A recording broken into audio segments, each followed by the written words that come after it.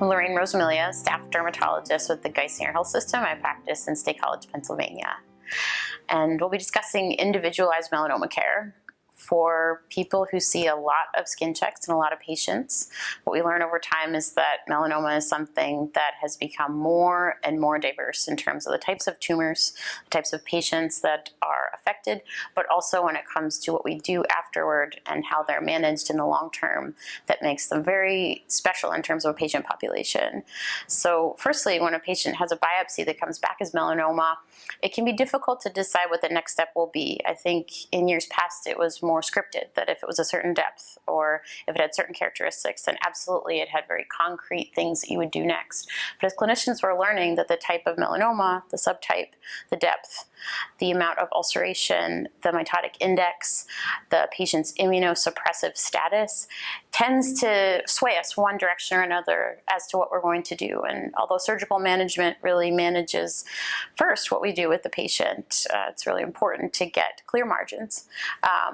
The guidelines for what you do with those margins, so if it should be half a centimeter, 2 centimeters or more, seems to be something that's now more of a debate. And as you search literature, you see that people are trying to come up with ways to subtype and then sub-subtype classes of melanoma to decide what the proper margins should be and put good evidence behind it. So first, with surgical excision, I think that it's important to decide who should be doing the excisions. And as our practice, certainly in less cosmetically sensitive areas, ones that are not lentigo maligna or lentigo maligna melanoma, and ones that are less than the 0.76 millimeters, puts us in a category of where a lot of dermatologists who do excisions do tend to practice and do excisions in the outpatient setting. For the middle ground between the 0.75 and 1 millimeter, really the guidelines have that 1 millimeter as a cutoff, but there is that sort of gray zone where you would decide maybe a patient does need a sentinel node if there is ulceration, a mitotic index, or if they're immunosuppressed, or if they're in a category where you think the tumor type might be more aggressive, which can be a bit of a gray area, like I said. And in those cases, it depends on the site of the original biopsy. So at some institutions, head and neck tumors are not managed by surgical oncologists, but they're managed by ENT surgeons who could not only do the wide excision, but also do the sentinel node biopsy. And then at some institutions where it's lentigo maligna or lentigo maligna melanoma, the margins are more individualized because they seem to have a very flat spreading type where the margins that are classic don't always work. And so in those cases, sometimes more of a slow Mohs technique is done where someone gets a layer each day and the margins are individualized so that you know how much to take, but also make sure margins are clear with not just an elliptical wide excision. And then depending on the type of clinic, I think that some institutions like the University of Pennsylvania have really excelled at trying to see how to work with some of the general surgeons, the ENT surgeons, plastic surgeons, Mohs surgeons to decide what the best cosmetic outcome should be, what the proper margins should be for the patient, but also introducing immunostains and Mohs into more of a standard of care for melanoma. And I think that deciding where the tumor is, what type of tumor it is, and which surgeons are best at the sentinel node dissection, especially in the neck area and the head area, and then also what the aftercare will be like for the patient, and deciding how best they'll follow and maybe into the shortest number of visits or the smallest number of visits.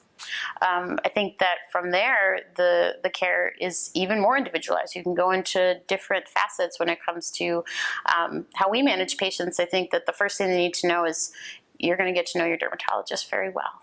You need to be in our office a minimum of every 6 months for the first 2 years after they've had a melanoma that was excised. So number one, you decide what to do with them surgically. You decide if they need sentinel node. Whatever happens from there is a bit of an area where you decide whether they need further scanning, whether there's going to be an oncology referral. But then really at that visit where you know it's melanoma, you also set up those further visits, that 6-month visit, the next 6 months, because really surveillance for further tumors, surveillance and examination of lymph nodes, and also just really establishing a great rapport where the patients can decide, I think I'm really worried about a spot, but I can never get in to see my dermatologist. What should I do? I think it's important, especially in our office, to make sure that those patients know that they should never fall through the cracks. And so whether that means giving them a special hotline, whether it means having an email patient portal, or whether that means you just have a better sense of the staff to ask that question when someone is calling about a new lesion, you want to keep everyone's mind at ease. So I think that when we manage melanoma patients, you think of the acute, the subacute, the chronic, and you put them into categories where you decide what's best for each patient. But also the discussion about sun protection, compliance with all their skin check visits, and just letting their family members know what to do next when it comes to their own surveillance, that they're basically going to have us to watch their back. They're going to have the patient and their families to watch their back, and then everyone feels more protected and more safe in an environment where melanoma can be pretty unpredictable. More will be talked about in the practical pearls that will be in the Q to September issue, talking about individualized melanoma care. Thanks.